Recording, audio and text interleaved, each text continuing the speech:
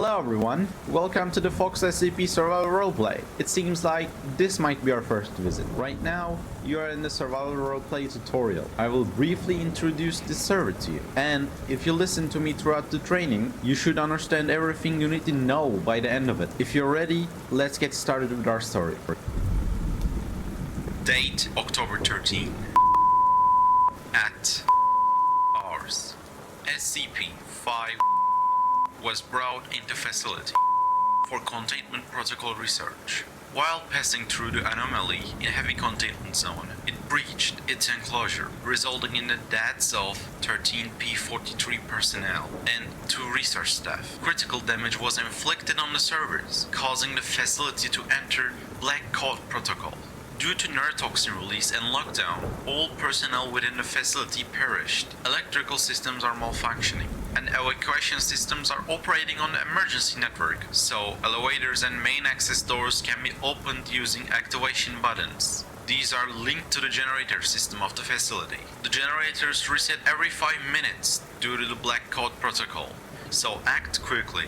Be cautious as the doors and lights will close when generators reset. Avoid getting trapped. Carrying a flashlight or attaching it as an accessory to your weapon would be wise. End of briefing. The MGG department thanks you for your attention.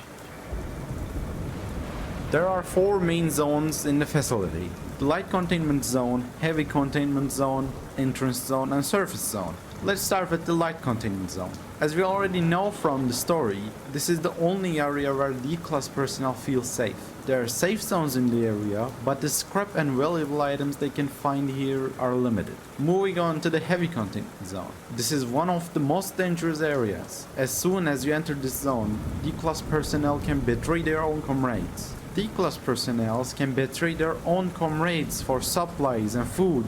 Chaos insurgents roam freely here, and you'll encounter creatures you'd rather not face. However, there are many valuable items that can be found in this area. Now, let's talk about the entrance zone.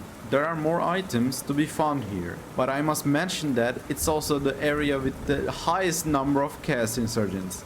However, the insurgents don't only deal with D-class personnel. The Nine-Tailed Fox unit is here to regain control of the facility and apply pressure on the insurgents to capture and research the creature responsible for the chaos. On the surface, you can find the Nine-Tailed Fox camp and planning area.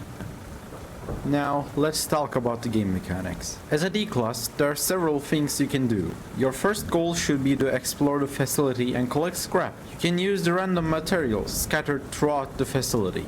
To use those basic materials, you have a basic crafter in the safe zone. You can craft items that will help you defend yourself. If you progress enough, you might even be able to rent an area and storage from the homeless zone. If that's not enough for you, you can further develop yourself and rent one of the nice shelters. Talk to the host seller in the safe zone. The interior of your shelter entirely customizable. You can get new chests for extra storage, and you can also add cosmetics to your base, and even change the wallpapers. You also get yourself your personal crafter and expand the limits of what you can do with the modern crafter. You are completely safe here, and this is your personal space. If you want to convert your scrap or turn your materials into scrap, there's a vendor that exchanges materials in the safe zone. The game features a bleeding mechanic. If you take damage, you will start bleeding for a certain amount of time. The way to stop this bleeding, either with a first aid kit or a bandage. Yes, a bandage. You can make a bandage with a bit of cloth and your basic crafter. Let's also talk about armor plates. Depending on the level of your armor, there's a maximum number of plates you can attach. In basic armor, you can attach 1 plate. In combat armor, you can attach 2 plates. In heavy armor, you can attach up to 3 plates. Each plate will add 30 protection to you. And there are many more features available on the server, with more to come. We are nearing the end of our tutorial, and in this adventure, you are on your own now. You can choose to group up or go solo, but be cautious. You might even face betrayal from your own comrades. Everything in this facility wants to kill you. Now, I wish you good luck. Everything is just beginning now.